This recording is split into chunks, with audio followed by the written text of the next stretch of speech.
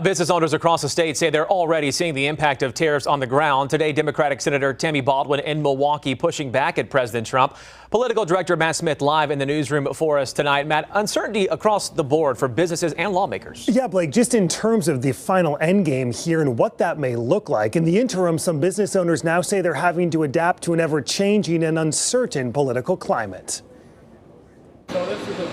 With Congress back home this holiday week, Democratic Senator Tammy Baldwin at Lakefront Brewery in Milwaukee today.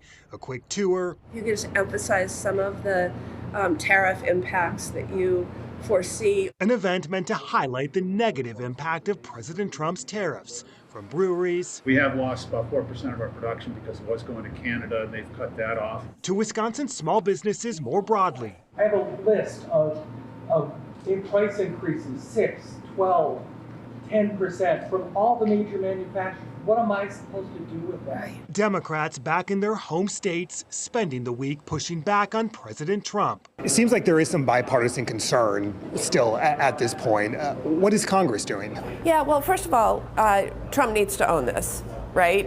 This was his decision. Republican Senator Ron Johnson last week after the president paused most tariffs for 90 days. He's got a strategy in mind. If he reveals that to people, it's not going to be a very successful strategy. So that's what I've been saying. I've got to give him the benefit of the doubt. Congress should have more say here. Dale Koenga, representing more than 2,000 businesses across southeast Wisconsin, is president of the Metropolitan Milwaukee Association of Commerce. The businesses want to see D.C. negotiate and deal with this, but with a businessman's scalpel, not a populist sledgehammer.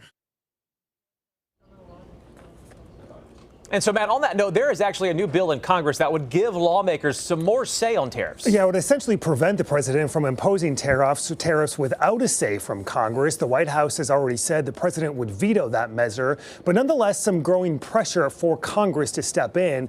Meantime, much more on what Wisconsin business owners are feeling right now. Our exclusive with Dale Koenga streaming right now in the Upfront section of the 12 News app. Yeah, Matt, no doubt a very real thing they're already feeling on the ground here. Political director Matt Smith live in the newsroom for us tonight. Thanks, Matt.